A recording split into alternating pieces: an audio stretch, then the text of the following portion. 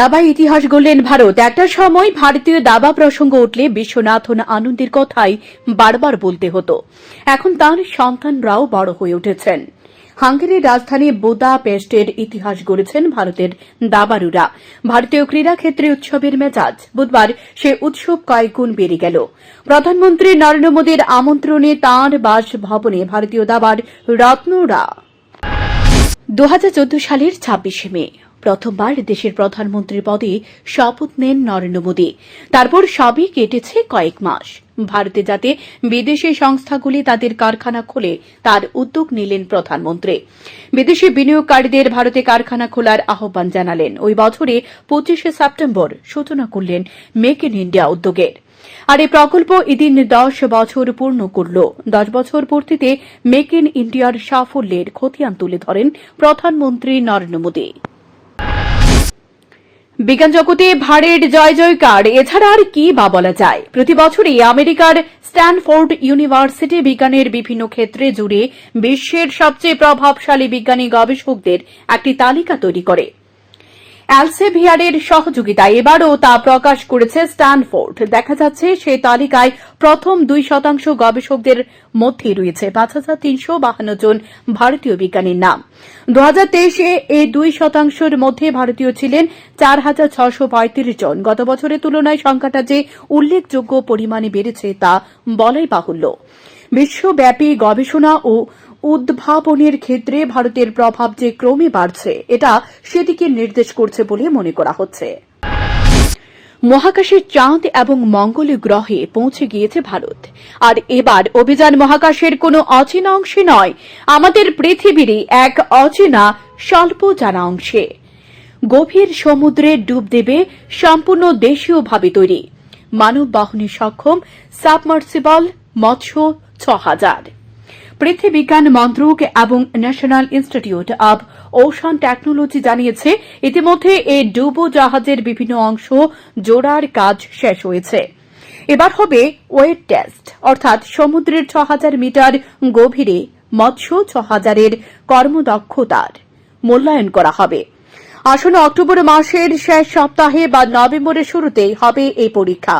কাজে বলা যেতে পারে মহাকাশের পাশাপাশি গভীর সমুদ্র অনুসন্ধানেও তার ক্ষমতাকে এক নতুন উচ্চতায় নিয়ে যেতে প্রস্তুত ভারত। উদ্বেগ সংখ্যা আগে ছিল, ধীরে ধীরে তা সত্যি হচ্ছে। একদিকে যেখানে এবার বাংলায় দুর্গাপুজো নিয়ে সাজো সাজো ভাব, সেখানে ওপার বাংলায় পুজোকে ঘিরে আতঙ্ক, ভয়ের পরিবেশ। উদ্যোক্তাদের মনে প্রশ্ন, আদৌ দুর্গাপূজা করা যাবে তো?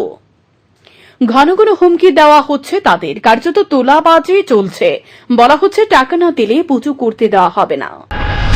ইউক্রেনের সঙ্গে 2 বছরের বেশি সময় ধরে লড়াই চলছে রাশিয়ার। সে লড়াইয়ের ইউক্রেনকে সমর্থন জানিয়েছে পশ্চিমী দুনিয়ার একাধিক দেশ। রাশিয়ার উপর ক্রুজ মিসাইল হানা দিয়ে ইউক্রেনকে সবুজ সংকেত দিতে পারে আমেরিকা ও ব্রিটেন।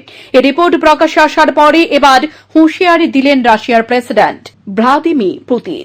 রীতিমতো পারমাণবিক অস্ত্র ব্যবহারের হুঁশিয়ারি দিলেন তিনি। সংবাদ সংস্থা রয়টার্স জানিয়েছে তাদের উপর মিসাইল হানা হলে পারমাণবিক অস্ত্র ব্যবহার করবে রাশিয়া। বাংলাদেশের অন্তর্বর্তীকালীন সরকারের প্রধান উপদেষ্টা হিসেবে আমেরিকায় নিউ ইয়র্ক রাষ্ট্রপুঞ্জের ৭৯তম সাধারণ সভায় যোগ দিতে গিয়ে প্রবাসী বাংলাদেশিদের বিক্ষোভের মুখে পড়তে হল মোহাম্মদ ইউনূসকে। মঙ্গলবার নিউ ইয়র্কের যে হোটেলে মোহাম্মদ ইউনূস উঠেছেন তার বাইরে বিক্ষোভ দেখান মার্কিন বাংলাদেশি নাগরিকদের একটি বড় দল। ইউনূস অবৈধভাবে ক্ষমতা দখল করেছে বলে অভিযোগ তাঁদের। একই সঙ্গে ইউনূস সরকারের আমলে বাংলাদেশের সংখ্যালঘুদের উপর যে ধরনের হামলা হয়েছে তার বিরুদ্ধেও প্রতিবাদ জানান তারা। সুপ্রিম কোর্টে ধাক্কা খেল রাজ্যের শিক্ষক সংগঠন। বদলি নিয়ে হওয়া মামলার শিক্ষকদের যুক্তি মান্যতা পেল না। শীর্ষ আদালতের নির্দেশ, স্কুল সার্ভিস কমিশন চাইলে যে কোনো জায়গায় বদলি করতে পারবে শিক্ষকদের। বৃহস্পতিবার এই নির্দেশ দেয় বিচারপতি জে কে মহেশ্বরী ও বিচারপতি সঞ্জয় কারোলের বেঞ্চ। অবশেষে ভারতে পৌঁছাল পদ্মার ইলিশ। বাংলাদেশের অন্তর্বর্তী সরকার দুর্গাপুজোর উপলক্ষে ভারতে 2420 মেট্রিক টন ইলিশ রপ্তানির অনুমতি দিয়েছে। সে অনুমতির পরে পেট্রাপোল স্থলবন্দর দিয়ে বৃহস্পতিবার ভারতে ঢুকল পদ্মার রূপালী শস্য। কটি ক্যাপসুল না, অসুখ বিসুখ হলে ডাক্তাররা যে ওষুধের ক্যাপসুল দেয় সেরকম না। একজন মানুষ ঢুকতে পারে এমন একটি ক্যাপসুল বা পট, তার মধ্যে ঢুকে একটি সুইচ টিপলে করা যায় আত্মহত্যা।